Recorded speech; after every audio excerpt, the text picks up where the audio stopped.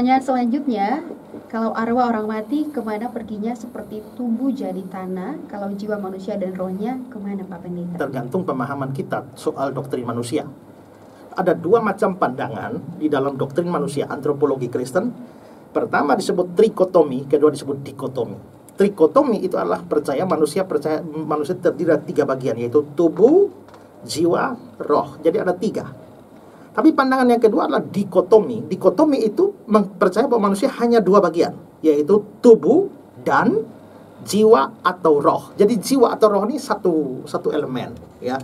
Kadang-kadang dipakai jiwa, kadang-kadang dipakai roh. Itu adalah satu interchangeable, istilah yang dipakai bolak-balik. Tapi dua saja, tubuh dan jiwa atau roh. Nah, saya tidak mau mempersoalkan ini sekarang, tapi saya dari hasil belajar firman Tuhan, saya lebih menerima paham dikotomi, bukan trikotomi. Jadi manusia terdiri dari dua saja, tubuh dan jiwa atau roh. Nah, kalau dengan pandangan dikotomi, maka pada saat manusia mati, tubuhnya kemana? Ya normalnya ke tanah, dikubur ya, kecuali kalau dia dimakan ikan hiu atau dimakan buaya kan lain lagi ya, atau kena bom atom lah sudah hilang dia. Nah, tapi kalau dia mati normal ya dikubur, berarti tubuhnya di tanah. Jiwanya kemana atau rohnya kemana? Tergantung dia percaya Yesus atau tidak. Kalau orangnya percaya Yesus, jiwanya pergi ke surga, jiwa rohnya pergi ke surga, tubuhnya belum.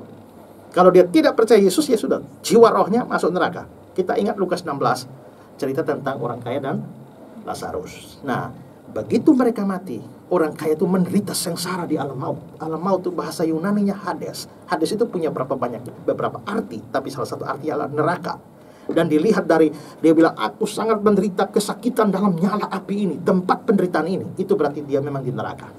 Nah, perhatikan bahwa dia pernah bilang kepada Bapak Abraham, suruh Lazarus, bilang 5 saudara, masih ada 5 saudaraku. Berarti sementara dia ada di neraka, 5 saudara masih hidup di bumi.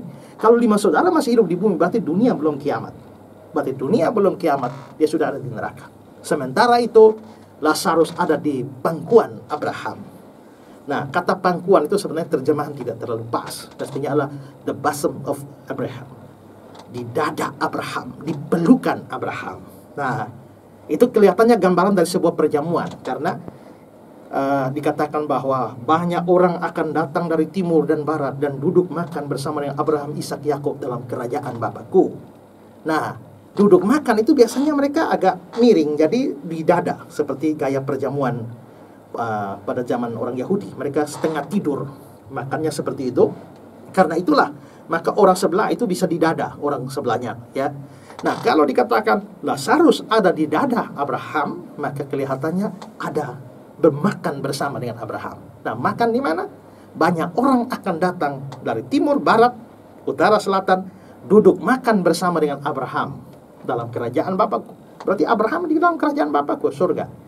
Kalau Lazarus ada di dada Abraham, berarti Lazarus ada di surga. Berarti orang kalau mati yang percaya Yesus, langsung jiwa rohnya ke surga, tubuhnya di kuburan.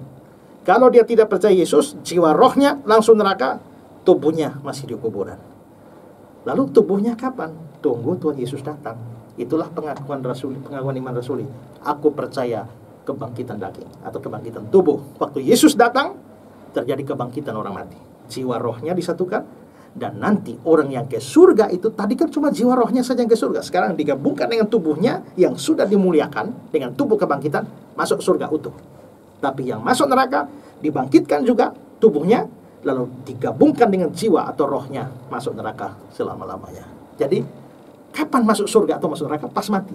Jadi kalau mati hari Rabu, kuburnya hari apa? Hari Jumat.